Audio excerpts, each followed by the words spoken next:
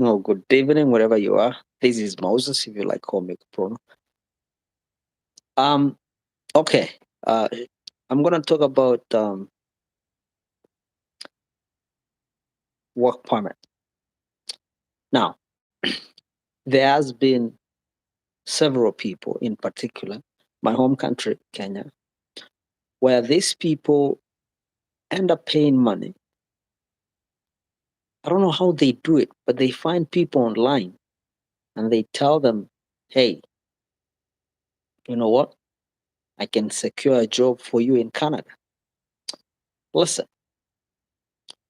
nobody can secure a job for you in Canada unless you have a family, unless you have a real connection. You have somebody on the ground. Let's say you have somebody in Toronto, Alberta, Vancouver, British Columbia, Winnipeg. And then that way, you are able to do what? You are able to secure a job. They can connect you with a job or with a company. Other than that, all these flyers or all these things that you see online, people telling you can find a job, they can find you a job, and you pay them money. Most of them is just, it's pathetic. It's a scam. People are stealing money from you. So you need to understand this. Nobody can find you a job in Canada but yourself if you don't have family. Usually, the most reliable source is usually family or your own qualifications. Understand me? Okay. So while finding work or work permit in Canada, or finding a job, let's say from outside Canada, let's say you're in Kenya, you're in Nigeria, you're in where, whatever country outside Canada, you have to find an employer. Once you find an employer, right? Because I'm just saying this just to save some people the hassle and being conned. People are losing money because they don't want to look, they don't want to search, and or they're. I mean, I want to blame them, but at the same time, I don't want to because there's that desire to find something for yourself. We were struggling, we're trying to find something. So you end up doing what? You just end up paying some money or paying somebody or just falling for anything because some just don't have the knowledge or the know how. So listen, for you to get a work permit in Canada, you need to find an employer. You need an employer for sure. So once you have an employer or find a job, employer, they will say, hey, we're interested in you. We see your CV and we like it. And we're going to offer you some job.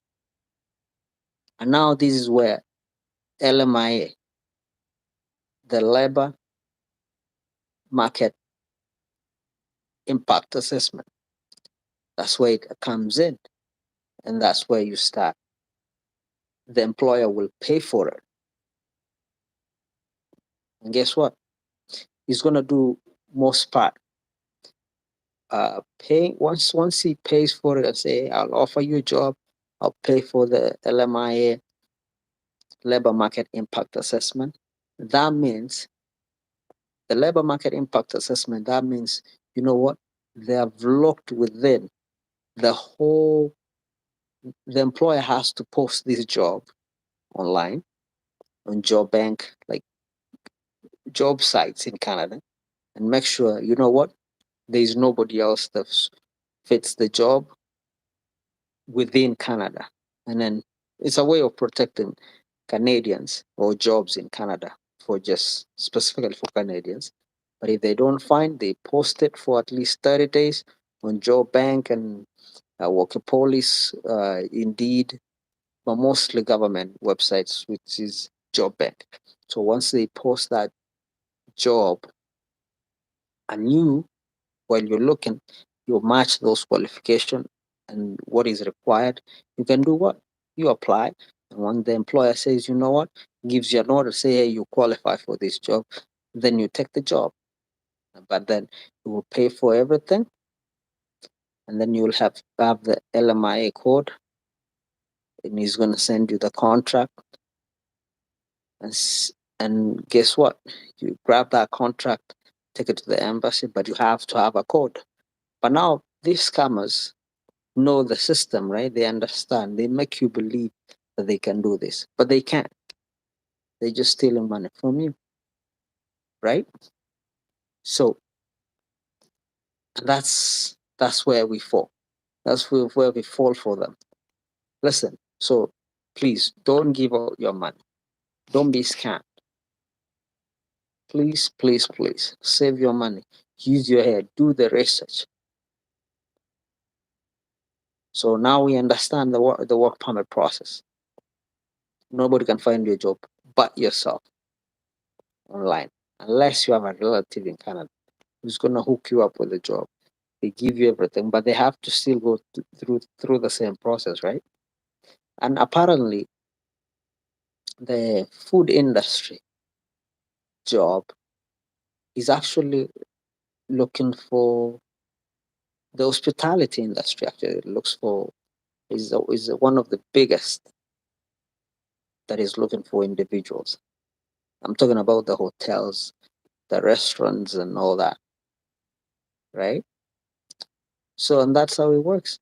So, please keep in mind, look up an LMIA and understand how to find a work permit. Don't be conned.